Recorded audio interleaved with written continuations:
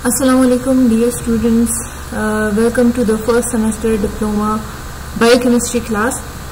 I am your lecturer Dr. Zainab और आज हम एंजाइम के चैप्टर को ही कंटिन्यू कर रहे हैं। हमने जो टॉपिक लास्ट रिवाइज किया था ये उसी का सेकंड पार्ट है और जो हम टॉपिक रीड कर रहे हैं that topic is factors effecting the enzyme activity.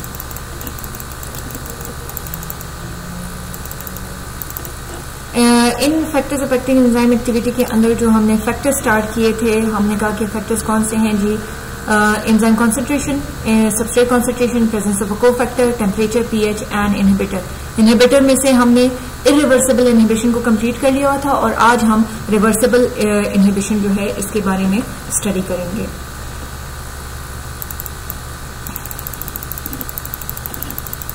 अच्छा जी, रिवर्सिबल इनहिबिशन हमारे पास क्या है? These inhibitors resemble the substrate. Reversible inhibition अपने नाम से इंडिकेट कर रहा है कि जी ये रिवर्स हो सकता है, मतलब दोबारा से चेंज हो सकता है, अपनी ओरिजिनल फॉर्म में जा सकता है। यहाँ पे इनहिबिटर्स जो है वो रिजेंबल कर रहे हैं सबस्ट्रेट की शक्ल में। इनहिबिटर्स जो है वो आपके पास रिवर्सिबली बाइंड करेंगे टू द एक्टिव साइट। ठीक है, एंजाइम का जो एक्टिव साइट है वहां पे इनहिबिटर बाइंड करेगा और वो रिवर्सिबल हो सकता है which the substrate would normally occupy. Okay जी, सो रिवर्सिबल इनहिबिशन में हम कह रहे हैं कि इनहिबिटर्स जो हैं they resemble the substrate and मतलब कि सबस्ट्रेट और इनहिबिटर का जो स्ट्रक्चर होता है वो ऑलमोस्ट सेम होता है। और रिवर्सिबल इनहिबिशन में आपके पास जो इनहिबिटर है वो बाइंड करेगा to the active site which the substrate would normally occupy. Normally तो यही होता है ना कि एक्टिव साइट पे सबस्ट्रेट लगता है, लेकिन यहाँ पर रिवर्सिबल इनहिबिशन में इनहिबिटर जो है वो एक्टिव साइट पे लग जाएगा। तो फिर क्या होगा कि therefore the inhibitor competes with the substrate for its active site, यानी कि इनहिबिटर और सबस्ट्रेट के बीच में कंपटीशन बन जाएगा for the active site and it blocks the formation of enzyme and substrate complex. अब फर्दर हम कह रहे हैं कि if we dilution of the enzyme substrate complex by increasing the concentration of substrate will resume the enzymatic activity. अब इस पूरी चीज को समझने की कोशिश करते हैं कि ये क्या कह रहे हैं इसमें। अच्छा जी, इसमें हम कह रहे हैं कि जी हमारे पास जो है ये एक एंजाइम है। ठीक है, this is going to be an enzyme और इस एंजाइम की हमारे पास ये जो पोजीशन है ये इसका एक्टिव साइट है। ठीक है, अब यहाँ पे आपके पास सबस्ट्रेट्स हैं ये एस और यहाँ पे आपके पास इनहिबिटर भी पड़ा हुआ है। ये इनहिबिटर क्या करता है कि ये इस एक्टिव साइट पे आके लग जाता है। ये जब एक्टिव साइट पे आके लग जाता है तो सबस्ट्रेट यहाँ पे लग नहीं सकता। ठीक है, ये क्यों आके यहाँ पे लगता है? क्योंकि सबस्ट्रेट और ये जो इनहिबिटर है इन दोनों का स्ट्रक्चर सेम होता है। अब एंजाइम कंफ्यूज हो जाता है ना कि भाई एंजाइम को लगता है कि ये सबस्ट्रेट है। यहाँ पे क्या हो रहा है कि अब इनहिबिटर ने एंजाइम की एक्टिव साइट को ऑक्यूपाई कर लिया, सबस्ट्रेट तो ऐसे ही रह गया है। तो इससे क्या होता है कि आपके पास इनहिबिटर एंजाइम और इनहिबिटर का जो है एक्टिव साइट पे आके लगता है और आपके पास एक कॉम्प्लेक्स बन जाता है। ठीक है, एंजाइम इनहिबिटर कॉम्प्लेक्स बन जाता है जिसकी वजह से क्या होता है कि there will be no product. लेकिन आपके पास फायदा इसमें क्या है, सिंस इन दोनों का स्ट्रक्चर सेम होता है तो ये कंपटीशन करते हैं एक दूसरे के बीच में। इनहिबिटर और आपका सबस्ट्रेट जो होगा इसके बीच में कंपटीशन होता है कि एक्टिव साइट पे इनहिबिटर लगेगा कि सबस्ट्रेट। अब अगर मैं सबस्ट्रेट की कॉन्सेंट्रेशन को ज्यादा कर देती हूँ तो ऑटोमेटिकली इनहिबिटर तो एक है, सबस्ट्रेट ज्यादा है तो सबस्ट्रेट यहाँ पे आके लग जाएगा। सो this is how the inhibition is reversible. अच्छा, अब यहाँ पे हमने कहा कि जितनी हम सबस्ट्रेट की कॉन्सेंट्रेशन ज्यादा करेंगे यहाँ पे सबस्ट्रेट आके लग जाएगा एक्टिव साइट पे और इनहिबिटर तो अमाउंट में कम होगा, इसलिए ये रिएक्शन हमारे पास रिवर्सिबल है। अच्छा, फर्दरली हमने इसको रिवर्सिबल इनहिबिशन को फर्दर हमने आपके लिए मैंने यहाँ पे स्लाइड बनाई है, अगर आप उसमें देखते हैं तो हमारे पास पहले आता है एंजाइम प्लस सबस्ट्रेट है, तो एंजाइम सबस्ट्रेट कॉम्प्लेक्स बनता है और प्रोडक्ट बनता है। ये एक नॉर्मल एंजाइमेटिक रिएक्शन है। अब ये एंजाइम और सबस्ट्रेट का जो है, एंजाइम भी है सबस्ट्रेट भी है और इसमें मैं इनहिबिटर ऐड कर देती हूँ। ये इस वाली साइड को आप देखिए, एंजाइम सबस्ट्रेट और साथ में इनहिबिटर ऐड कर दूं तो मेरे पास एंजाइम सबस्ट्रेट का कॉम्प्लेक्स भी बनेगा और मेरे पास एंजाइम इनहिबिटर का भी कॉम्प्लेक्स बनेगा, क्योंकि सबस्ट्रेट और इनहिबिटर दोनों की स्ट्रक्चर सेम होती है।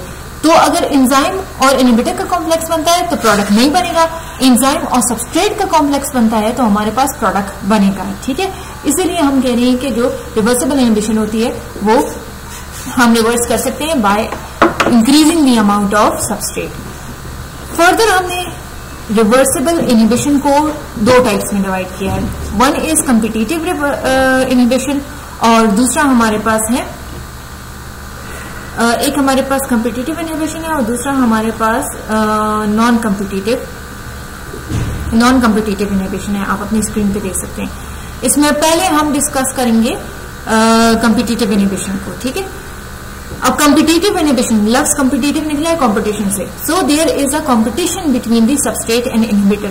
और कॉम्पिटिशन किसके लिए होगी? एक्टिव साइट के लिए। Both can bind to the active site of an enzyme because both have structure similarity. यही मैंने आपको बताया। रिवर्सिबल इनहिबिशन में क्या हमने कहा है कि जी आपके पास इनहिबिटर और सबस्ट्रेट जो है वो एक्टिव साइट पे लगता है और अगर हम सबस्ट्रेट की मिकदार ज्यादा करेंगे तो आपके पास ये रिएक्शन रिवर्सिबल है, ठीक है। फिर हमने कहा कि दो तरह की टाइप्स होती है रिवर्सिबल इनहिबिशन की और वो है कॉम्पिटिटिव इनहिबिशन और नॉन कॉम्पिटिटिव। इसमें से कॉम्पिटिटिव इनहिबिशन में हम कह रहे हैं कि सबस्ट्रेट और इनहिबिटर जो है इसके दरमियान में एक कॉम्पिटिशन हो रहा है। अच्छा जी, अब अपनी स्क्रीन पे आप देखिए जो कॉम्पिटिटिव इनहिबिशन में इसमें मैं आपको एक्सप्लेन करती हूँ यहाँ पे कि कॉम्पिटिटिव इनहिबिशन क्या है। ये आपका एंजाइम है, ठीक है, और ये आपकी एंजाइम की एक्टिव साइट है। ये जो है ये आपके एंजाइम का एक्टिव साइट है। अब यहाँ पे this is the active site sorry of the enzyme, ठीक है। ये एंजाइम है और ये उसका एक्टिव साइट। यहाँ पे सबस्ट्रेट्स हैं, ये सबस्ट्रेट्स हैं, ठीक है, और यहाँ पे ये इनहिबिटर्स हैं। अब क्या होगा? इनहिबिटर और सबस्ट्रेट के बीच में कंपटीशन होगा। किसके लिए? इस एक्टिव साइट के लिए, इस एक्टिव साइट के लिए। क्यों? क्योंकि एंजाइम इनहिबिटर और सबस्ट्रेट जो है उनकी स्ट्रक्चर सिमिलरिटी होती है, ठीक है। अब जब सबस्ट्रेट की कॉन्सेंट्रेशन है, ये दोनों आके बाइंड हो सकते हैं एक्टिव साइट पे। तो the substrate concentration is high as compare to the inhibitor concentration, then the substrate will bind to the enzyme and vice versa. अगर सबस्ट्रेट की कॉन्सेंट्रेशन इनहिबिटर से ज्यादा है तो सबस्ट्रेट आके इस एक्टिव साइट पे लगेगा, और अगर इनहिबिटर की कॉन्सेंट्रेशन ज्यादा है, अब मैं आपको शो कर रही हूँ, ज्यादा इनहिबिटर्स बनाती हूँ, तो फिर सबस्ट्रेट कम है तो इनहिबिटर आके इस साइट पे लगेगा, ठीक है। So this is known as competitive inhibition. अच्छा जी, फिर चलते हैं नेक्स्ट जो इसमें हमने टाइप आपको बताई है, दैट इज एक और इम्पोर्टेंट चीज जो इसमें मैं आपको बताना चाहूंगी वो होगा कि जो ये हमारे पास कॉम्पिटिटिव इनहिबिशन है ये मेडिकल की फील्ड में बहुत इंपॉर्टेंस रखता है, ठीक है। एक हमारे पास एंजाइम है डाइहाइड्रोफोलेट रिडक्टेज। ये एंजाइम है और ये एंजाइम क्या करता है? ये डीएनए की सिंथेसिस को, जो डीएनए की बनना होता है उस सिंथेसिस को कैटेलाइज करता है। अब इसको एक एग्जांपल में पढ़ते हैं कि जी in cancer the DNA synthesis is abnormal. ये तो सबको पता है कि डीएनए का सिंथेसिस कैंसर में एब्नॉर्मल होता है। मेथोट्रेक्सेट एक ड्रग है, ठीक है, ये एंटी कैंसर ड्रग है और ये इनहिबिटर की तरह काम करती है। ये क्या करती है? ये ड्रग जो मेथोट्रेक्सेट है जो कि एंटी कैंसर ड्रग है और इनहिबिटर का काम करती है, ये इस एंजाइम डाइहाइड्रोफोलेट रिडक्टेज के साथ बाइंड हो जाती है। जब ये बाइंड होती है तो क्या बनता है? इनहिबिटर और एंजाइम का कॉम्प्लेक्स बन जाता है। जब ये कॉम्प्लेक्स बनता है so it will be the inhibit the activity. Activity क्या है कि जी नॉर्मली तो डाइहाइड्रोफोलेट रिडक्टेज एंजाइम जो है डीएनए बनाता है, लेकिन जब इसके साथ ये drug methotrexate as an inhibitor लग जाती है सो ये इनकी एंजाइम की एक्टिविटी को इनहिबिट करता है and there will be no synthesis of DNA. So ये आपके लिए मैंने एक एग्जांपल एक्सप्लेन करने की कोशिश की है कि जी ये एंजाइम और स्पेशली कॉम्पिटिटिव इनहिबिशन जो है ये कैसे हमारी बॉडी में, ह्यूमन बॉडी में या मेडिकेल की फील्ड में इंपॉर्टेंस रखता है। The second and the last type जो कि लास्ट टॉपिक भी है इस फैक्टर्स अफेक्टिंग एंजाइम एक्टिविटी का, वो है non competitive inhibition. Non competitive inhibition मतलब कंपटीशन नहीं हो रहा। नॉन कॉम्पिटिशन या non competitive inhibition is between there is no competition between the substrate and inhibitor for the active site, ठीक है। कॉम्पिटिटिव में एक्टिव साइट जो है सबस्ट्रेट और इनहिबिटर इनके बीच में कंपटीशन हो रहा था। नॉन कॉम्पिटिटिव का मतलब है कोई कंपटीशन नहीं है। सो सबस्ट्रेट और इनहिबिटर के बीच में एक्टिव साइट के लिए कोई कंपटीशन नहीं है। क्यों नहीं है? Because there is no structure similarity of inhibitor and substrate. Substrate और इनहिबिटर के दरमियान में कोई भी स्ट्रक्चर सिमिलैरिटी जो है वो आपके पास। अच्छा जी, तो इस केस में कोई स्ट्रक्चर सिमिलरिटी नहीं है इनहिबिटर और सबस्ट्रेट के दरमियान में। In this case, the inhibitor can bind to both the free enzyme and the enzyme substrate complex. ठीक है, अभी यहाँ पे मैं इसको आपके लिए एक्सप्लेन करती हूँ with the help of a diagram कि आपको इजीली अंडरस्टैंड हो जाए। यहाँ पे हम कह रहे हैं नॉन कॉम्पिटिटिव इनहिबिशन है। ठीक है, नॉन कॉम्पिटिटिव इनहिबिशन में अब क्या है कि एंजाइम और सबस्ट्रेट जो है, ये नॉन कॉम्पिटिशन में सबस्ट्रेट और इनहिबिटर के बीच में कोई स्ट्रक्चर सिमिलरिटी नहीं है। ठीक है, नो स्ट्रक्चर सिमिलरिटी, सो इसके बीच में ऑटोमेटिकली कोई कॉम्पिटिशन ही नहीं है। और आपके पास जो इनहिबिटर है वो बाइंड कर सकता है फ्री एंजाइम के साथ भी, और साथ में जो आपका इनहिबिटर है एंजाइम सबस्ट्रेट कॉम्प्लेक्स के साथ भी बाइंड करेगा। ये आपका एंजाइम है। ठीक है, और यहाँ पे आपके सबस्ट्रेट भी पड़ा हुआ है और यहाँ पे आपके इनहिबिटर भी पड़ा हुआ है। ठीक है, और ये जो है आपके पास हमने यहाँ पे कहा है कि in this case inhibitor can bind to both the free enzyme.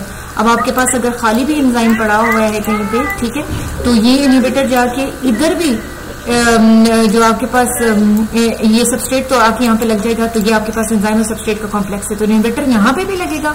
और इनहिबिटर जो खाली एंजाइम है, यानी कि जिसके सिर्फ स्ट्रक्चर बना हुआ है और उसके साथ कोई सबस्ट्रेट नहीं अटैच, तो यहाँ पे भी इनहिबिटर अटैच हो सकता है। ठीक है, तो ये मतलब नॉन कॉम्पिटिटिव में इसके पास पूरी आजादी है। ये कॉम्प्लेक्स के साथ भी अटैच हो सकता है, अकेले एंजाइम को भी अटैच कर सकता है। यहाँ पे मैं आपको दिखाने की कोशिश करती हूँ कि अगर आप चेक करते हैं इस फिगर में, टेक इट आउट, कि देखिए यहाँ पे एंजाइम और सबस्ट्रेट ने कॉम्प्लेक्स बनाया, तो ये एंजाइम सबस्ट्रेट कॉम्प्लेक्स है, ऑटोमेटिकली उससे प्रोडक्ट बन जाता है। अब यहाँ पे ये इनहिबिटर जो है ना, एंजाइम सबस्ट्रेट कॉम्प्लेक्स के साथ भी चिपकेगा और खाली भी चिपकेगा, तो so there will be no product. मतलब कॉम्प्लेक्स को भी इनहिबिटर नहीं छोड़ेगा और अगर फ्री एंजाइम है उसको भी ये नहीं छोड़ेगा। So this is all about your factors affecting enzyme activity, and hopefully कि आपको ये समझ आया होगा। मिलते हैं आपसे नेक्स्ट वीडियो में। Till then, thank you and अल्लाह हाफिज।